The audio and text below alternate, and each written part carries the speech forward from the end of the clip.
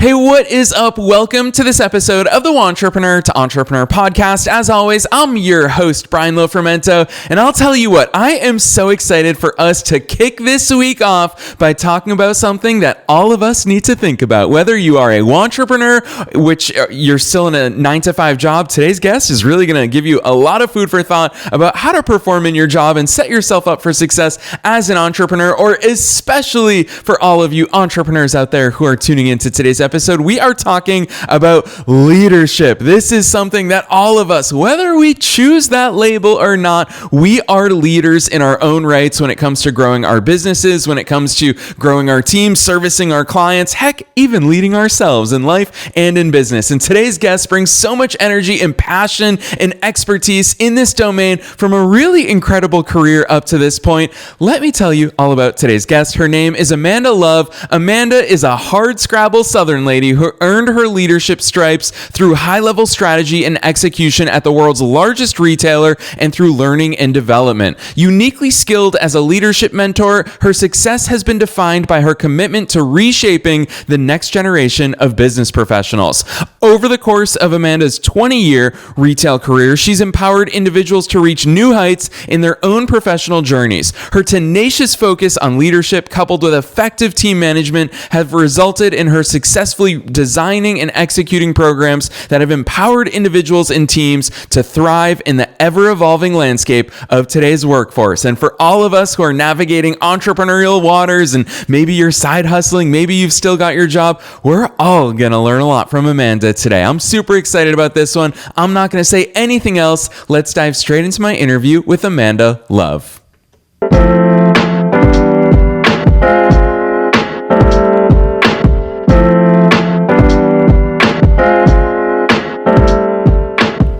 All right, Amanda, I'm so excited that you're here with us today. First things first, welcome to the show. Thank you so much for having me. Heck yes. Talking about leadership on a Monday, the day that this episode airs, super excited to kick off a new week with a really big topic. And Amanda, I've got to get into what's your origin story of having this love for leadership and helping others understand it? Take us beyond the bio. Give us that backstory. Yeah, absolutely. I have always gravitated towards people. And I can remember as far back as high school, I was cheer captain. I know that's shocker. So I was cheer captain, but I always loved the engaging and teaching others and seeing that aha moment. And it really inspired me as I entered into the workforce, into my retail career, to identify high potential people who wanted to grow within the organization. And the better I got at just working my people skills and helping guide others to their success, I really started branching out to identify, well, maybe it's not right for you to stay in retail. Maybe it's something else that I can help guide you in what you want to do. So it goes beyond that specific career track that everyone believes that they have to have as soon as they enter the workforce. It's about finding things that are really resonating with you and aligning and fulfilling to you. And I really enjoy doing that. I always have. And it's all about that relationship with individuals and helping them identify what makes them happy and thrive in their lives.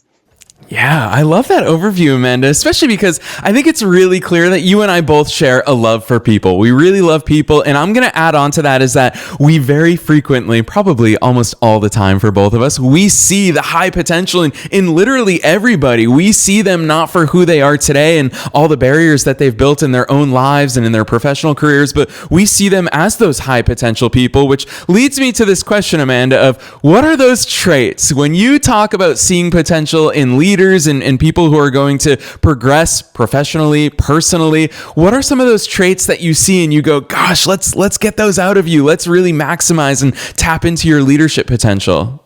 Yeah, absolutely. So I love people who have a hunger for learning and growing. If you exhibit any of those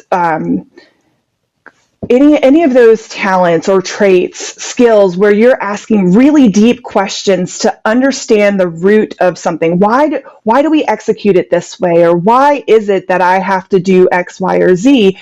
And having that curiosity about them really creates this dynamic in a leader that's going to step outside that traditional leadership role of I have to do the task and I have to delegate the task to my team. And it becomes more about, if I'm a curious person or individual, I am going to be curious about others and how I can support them and meet them where they are. So I think that that's probably the one thing that I always look for, is people that are really curious. Yeah, it's an important trait. And actually, I even want to pick on that one word, because that is the word that I used when I asked you is, what are some of those traits? I love that you answered it by talking about talents and skills, because those are things that we can work on, Amanda. And I feel like when we talk within the scope of leadership, people always point to, oh, that person is naturally a leader. That person does this. How much of it is that quote unquote natural, which the older I get, the less I like that term of natural, versus truly those skills and those talents that we can work towards, and most importantly, that we can develop and grow into? You know, Brian, I think that's a really great question. The skill versus the will is always what I go back to. If you want to be a leader, if you want to be an entrepreneur, you have the will to succeed. You may not have the skill, but skill's teachable. Will is not. Will comes from inside of you. And I really think that it's important to understand if you've got a willing participant or not. And that's where it comes back to, oh, it's natural. No, they have a willingness to step up as a leader. Yeah, I love that. Ooh, I'm going to use that. I think that that's such a great way to articulate it. I've never heard that before, Amanda. So I really appreciate you bringing that knowledge to us and that perspective to us, because also, speaking of just my entrepreneurial maturity, the older that I get in life and in business, I'm 16 years into being an entrepreneur. And the more I realize, it's those intangibles. It's those things that make the difference in whether we succeed as entrepreneurs or not. You don't need to be the best marketer in the world. You don't need to have the most clever marketing strategies and marketing funnel and copywriting. You don't need to have those. You need to be personable. You need to stand out. You need to care. I did an episode on that a few months ago. And so along those lines, Amanda, these intangibles, that's what makes it so hard for people to put their finger on and grasp leadership. What does leadership actually mean to you? What are those things that create a good leader? Leadership to me is about being able to connect with others. I was told by one of my leaders along my career that this is a people business. And unless you are connecting with people, you won't be successful. And that was from sales. That wasn't necessarily from leadership, but he was my leader. And that resonated with me in a way that it aligned with my own core belief about leaders should be individuals that support and prop up their teams and help them grow into success. And that's a reflection on them as a leader. Those that, if we go back to what I actually define as a boss and just delegate, and got to get the task done, and that's all we're focused on, that's not really leadership. So that leader-centric heart of caring for others is really what sums it up. Yeah, and I think for both you and I who have operated in team environments, whether it's athletically, whether it's professionally, I think it's such an important focus that we've seen leadership in action. And I want to ask you this question, because for entrepreneurs, and we hear from listeners all the time that they're always looking for that inflection point of when things are going to change. In our businesses, we all kind of hope, every product or service we launch, we're like, that's the one that's going to change the course of my business. And of course, it's an ever evolving process. So I want to ask you this, which is about the point that we either become leaders or step into leadership. I know in the world of corporate America, a lot of people think leadership is just going to come with that promotion. One day they're going to wake up and someone's going to appoint them a leader. Amanda, where and when does leadership really begin? Leadership begins with you as an individual wanting to influence others. And that can come in the form of having a network of friends that you want to go see a particular movie, and really stepping up as the one that says, we're going to see this movie. Everyone buy tickets. So really it comes down to stepping into your own confidence in all situations and really being authentically yourself in all of the different environments you find yourself in, whether it's personal life, whether it's your family life, or even in your corporate career or entrepreneurial career. It's stepping into your own confidence and becoming who you want to be and believing in yourself. That is when you become a leader, when you believe in yourself. Yeah, I'm just thinking about all the objections that people have, and they probably tell themselves, we all lie to ourselves, and we tell ourselves, oh, well, I'm just, I'm thinking about my career in corporate when I graduated college. I'm just a business analyst. I didn't have anyone reporting to me, or I'm just, a secretary. Let's use any title that we can all apply to it. Whereas the clients that you work with, Amanda, I think it's so cool because you take them wherever they are in their career, whether they're feeling stuck, whether they have had that progression, and you tap into those inner strengths that they have. Talk to us about that shedding of labels, whatever it is that we're defined in our current job titles. How is it that we can get past that? I guess part of it is labels that have given to us by our job titles, but also that self-identity. I want to introduce that into the equation here. How do we start tackling those and working towards where we want to be despite our current situation? So I talk about this a lot with my clients, and it really comes down to your own mental mindset. It is really, really easy to get caught up in the spiral of I'm not good enough or I don't know. And we spoke to that a little earlier about you don't have to be the best marketer to be an entrepreneur. There are people that are great and willing to help you for a cost. So hire them. They do this for a living and they're experts in this space. You don't have to be an expert. And so really it comes down to that mental mindset of what you believe you are capable of. I will share a pretty vulnerable moment here and say that when I decided to start coaching as my business, I didn't think or even believe that I would be successful. I just knew I wanted to do it. And the more I would work on all of my content, the more confident I would get. But then I still had these lows of, I really don't think I have anything I want people to know. But the more I put into it, the more confident I became. And I really looked back on those things that I was saying to myself in the very beginning about, I don't think people want to know this. I really don't know if I have anything to share that's worthy.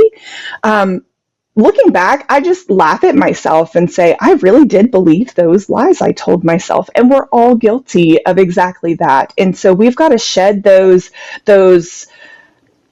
I'm not capable and all of those lies that we tell ourselves and put ourselves in these we put ourselves in these boxes of who we are or who we believe ourselves to be. And truly, we are not those people if we don't want to be those people. We have to build ourselves up and retell ourselves we are exactly who we want to be. If we want to be a leader, we're a leader. If we want to be an entrepreneur, we're an entrepreneur.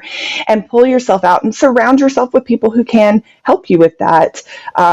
If you are struggling with the lies that you tell yourself. Oh, that was really vulnerable. No, Amanda, I so appreciate that. I really do. I think that that's such a powerful real life example, obviously from your own experiences, because here we are talking about leadership, but I so appreciate the fact that you're bringing us down to belief systems. It's this quote that I heard many years ago, and I still think about it to this day, that says, we don't see things as they are, we see things as we are. And the way that we view ourselves really projects onto to the way that we see the world. And I think it's such an important point. So I want to ask you about this, knowing that you not only had an incredible career for yourself, but now you help corporate women who do feel stuck in their own careers. What are some of those? You picked on that, am I good enough? And that's something that I think every single one of us faces. Heck, we face it as entrepreneurs. We don't get to borrow the confidence from having a big employer attached to our names. We have to lean on the things that we are creating with our own minds and our own hands, and in the case of many of us, our own keyboards and computers, but we don't get to borrow that confidence from others. So all of these limiting beliefs pop into our minds. Amanda, this is the big question for you, which is, it's easier said than done. It's easy for us to point to these belief patterns and say that we need to change them. How the heck do we actually go about changing our own belief patterns? Well, I will first start out and say exactly what I tell all of my clients, because I believe this to my core. You probably need a support system, and I would start with a therapist or counselor. I thoroughly believe that they're worth every single penny spent, because I don't know that I personally could have pulled myself out of the mindset that I was in. It really pushed me over the edge as an entrepreneur. I really felt like we were in dire straits. We were going to have to ask for help to get groceries. It was that bad. And when I started talking to my therapist, she says, take a deep breath and tell yourself it's not that bad. This is a lie that you're telling yourself.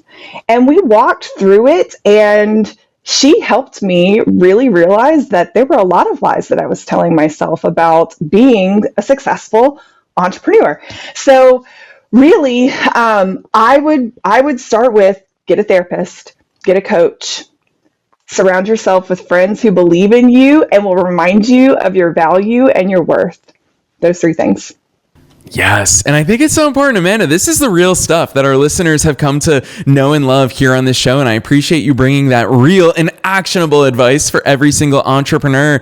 And when I look at the things that you embrace and the things that you're passionate about in your own journey, learning comes down to it is obviously having that self-awareness, working with therapists or coaches or just external counsel that can give us that unique vantage point. But then at the end of it is also coming back to that curiosity that you talked about earlier in our conversation. Is you love learning. And so I want to ask you about that, because a lot of people think that they can learn leadership or learn personal development from a book, and that, check the box, job done. Whereas obviously this is a lifelong pursuit. It's a never-ending pursuit. Talk to us about that learning process, and especially I want to hear your perspective on how we can actually combine that learning with the implementation that actually hammers home those points that we're learning. So I think that's a really great point. I've got a bookshelf of great books behind me about leadership. I've read most of them, haven't completed them all. And I bet I'm not the only one that's guilty of that. And I think, to your point, books are really hard to have accountable action out of them if you're not in like a book group or book club and reading it together as a cohort, so to speak, and discussing and holding each other accountable. Wow, I probably just dated myself on that one. But today, it's really, really challenging to find cohorts that do book studies and hold each other accountable. So there are lots of programs out there that offer coaching with guided steps, and then accountability through different components, whether it's coaching calls or touch bases and emails. There's a lot of accountability built in behind that helps you follow through the steps. And I would say that is where a lot of my growth has come from just in the last couple of years, is just going and finding these programs that add value to what I'm doing with a little bit of accountability, so I know I'm going to get this done.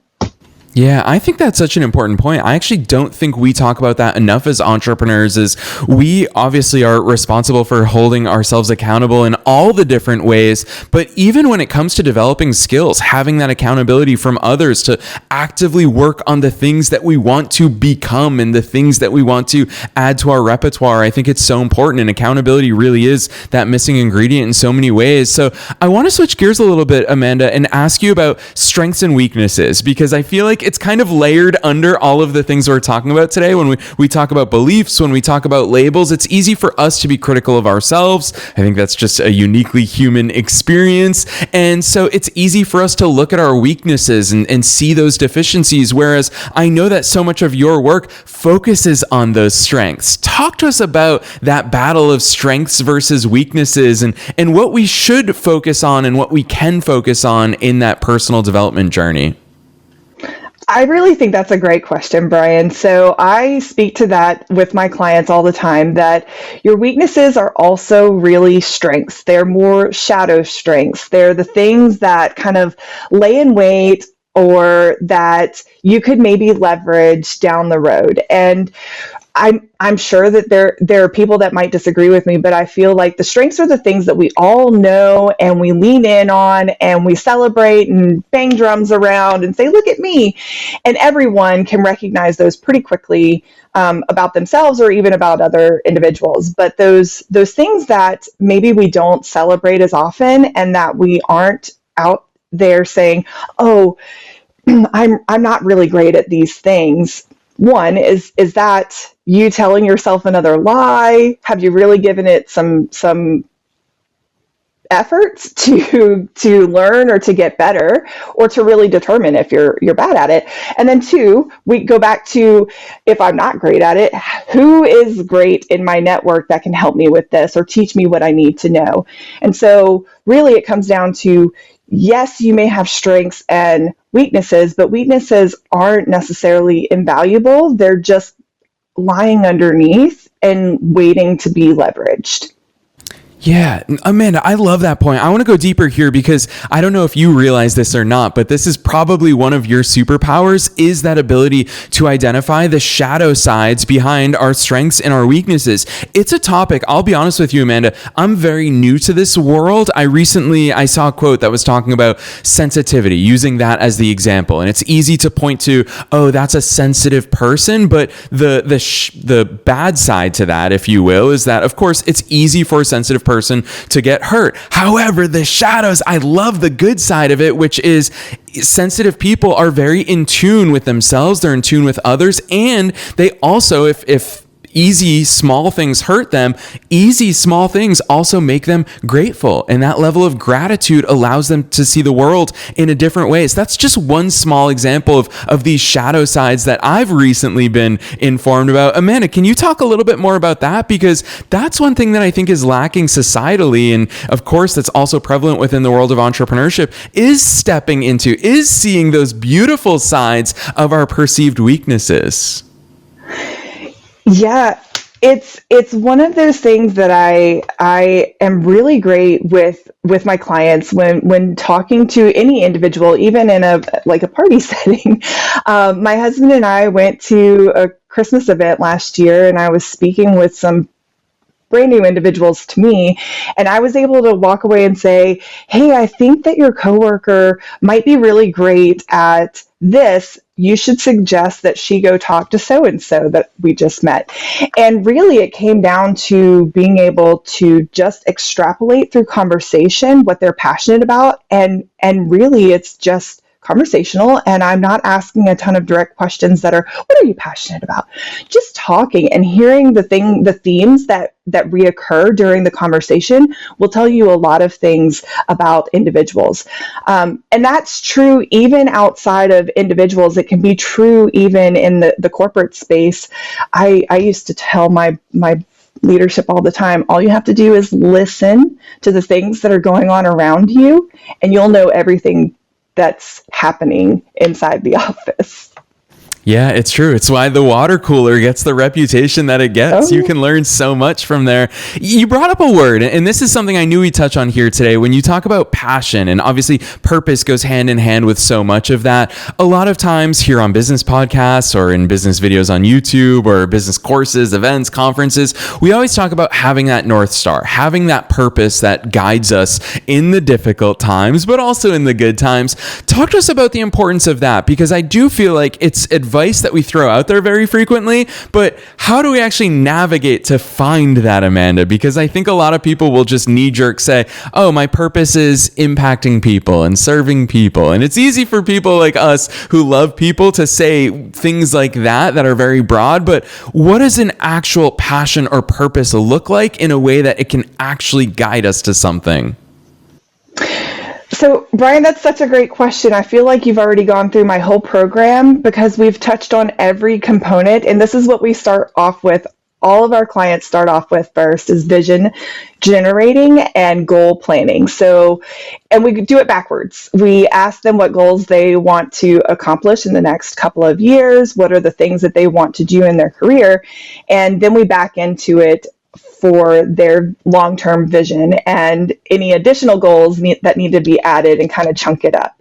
So really, in building that vision and those goals, we have conversations. And when we are having these conversations, sometimes some of the things that'll come up, I'll give you an example of one of the gals that I worked with actually in the corporate space.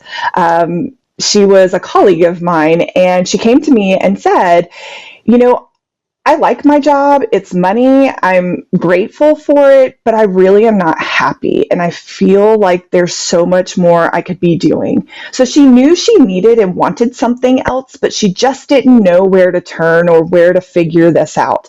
And so she and I went off site. And I think that that's part of the key. It's less distracting to be somewhere that's not work. And we went and had coffee and we just talked. I learned about her boyfriend. I learned about her struggles. She had just moved from another state and was living in her car. I would not have known that or learned that having stayed in the office building to talk about it. And so when I started hearing more of her story about how she was really passionate about supporting this charity that helped her get on her feet and to find this job, but she so desired so much more, I told her that she needed to go and expose herself to some leaders and to some other people in the organization. And I helped facilitate connecting her with some of those folks. And today, just a couple of years after she and I worked together and I suggested she do those things, she found what was really exciting and fulfilling for her in the office. She went from a store role in retail to the home office to be in finance. And that's a big jump. But she made that jump very successfully because she was extremely clear about what she wanted and got to kind of dip her toe in the water and get that exposure and make those connections that would support her in getting that next role. Yeah, Amanda, I think that's a really powerful example that you just gave to us, because something just revealed there that when you talk about going to a coffee shop with her and she ends up talking about her boyfriend and so much life stuff that we all face, I feel like all too often we have a tendency of, if we're obsessing about how do I grow my business, how do I further my career, we just look within the professional scope, whereas we're humans. We can't leave our personal lives at home, just like we can't leave our professional lives at the office. How much of your work looks at that personal and professional, and how important is it to address both sides of the coin, because we are just one person who carries all this stuff with us?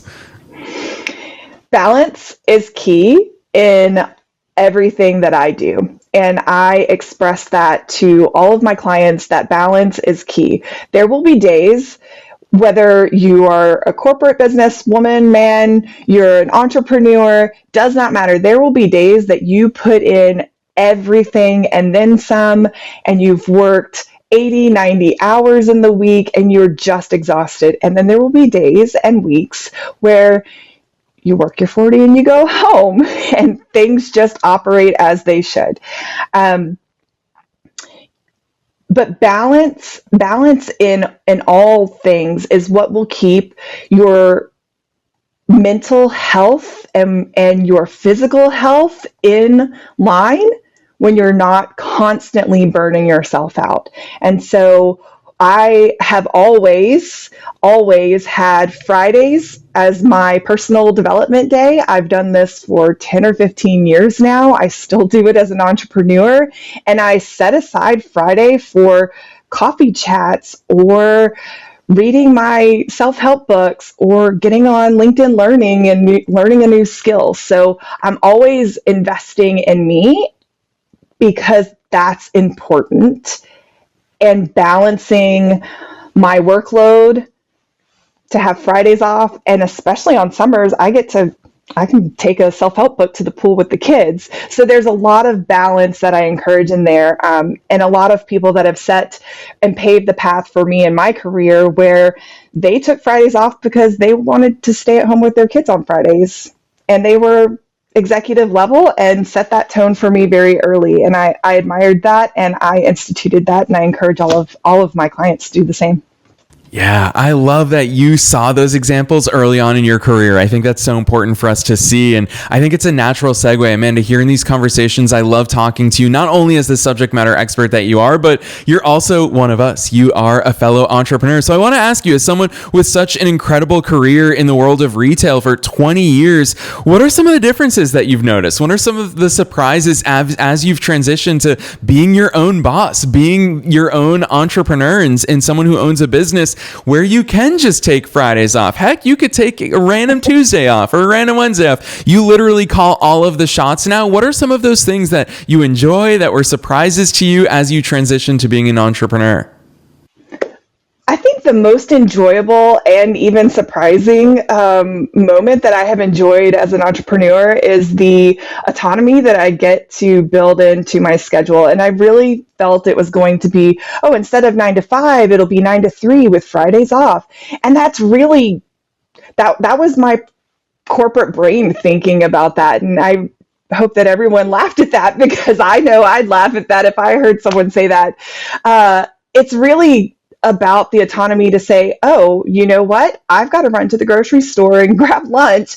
Let's hop in the car and run to get some lunch and come back, and we'll have lunch at 1 now instead, and I get to do those things. Taking the kids to the pool during the summer and bringing my laptop down to the pool and working. It's just so great. I get to be with the kids at school also. They're not going to be around for long, and we only get one life, so let's make the most of it.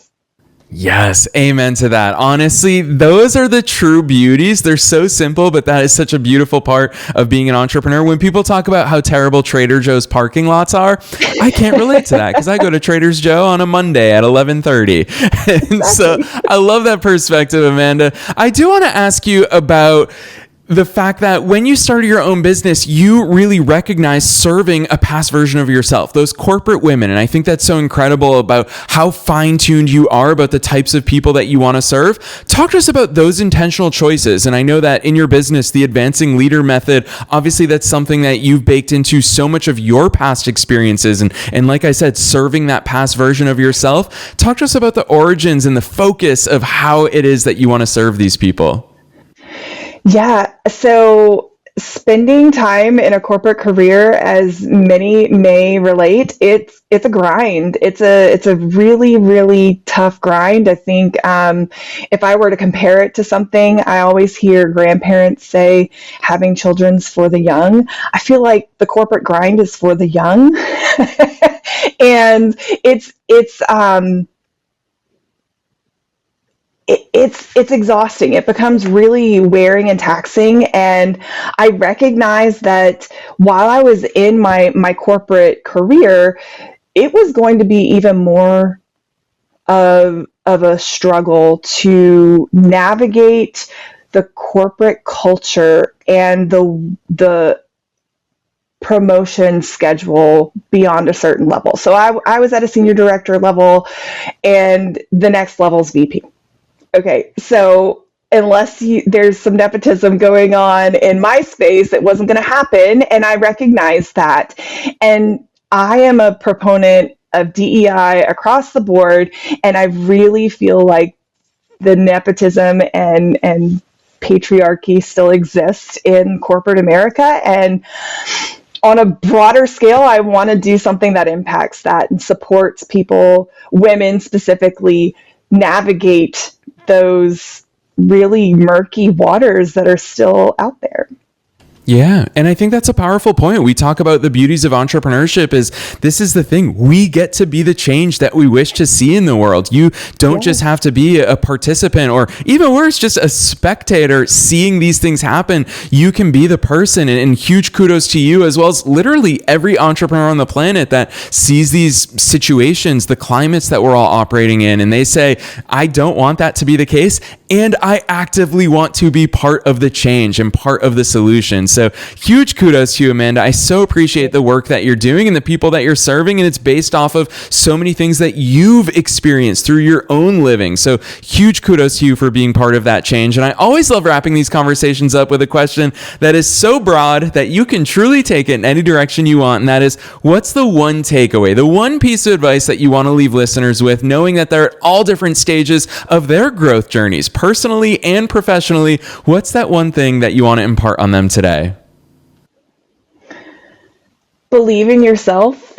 You are everything you need to be, and you have all the skills you need to be the person you believe and want and desire to be. Yes. Powerful advice that is relevant to every single one of us. It's not advice that we need to hear once or twice or 10 times. It's advice that we need to incorporate into our psyche, into our mindset. And Amanda, so powerfully, like you shared with us today, into our belief patterns. So thanks so much for that. For listeners, you shouted out a little bit that it seems like I have gone through your program. It's because you have so much good stuff out there about the way that you talk about the work that you do and the impact that you want to have on all of your clients. So Amanda, for listeners who want to find all this great stuff that you're up to, drop those links on us. Where should listeners go from here? They should go to the Empowered Leadership Circle Facebook community and request to join. Yes, listeners, you see how easy Amanda is making it for you, how inviting she is. You'll find that link down below in the show notes, wherever it is that you're tuning into today's episode. We're also linking to her personal LinkedIn. I will tell you, as someone who researched so much of the amazing work that she's done before starting her business, and of course, since starting her business, you'll find that the way she talks about these things and articulates these things on her personal LinkedIn is super powerful, and you can be supported by her Facebook group. So find those links down below in the show notes. Otherwise, Amanda, on behalf of myself and all the listeners worldwide, thanks so much for joining us on the show today. Thank you for having me. I enjoyed it.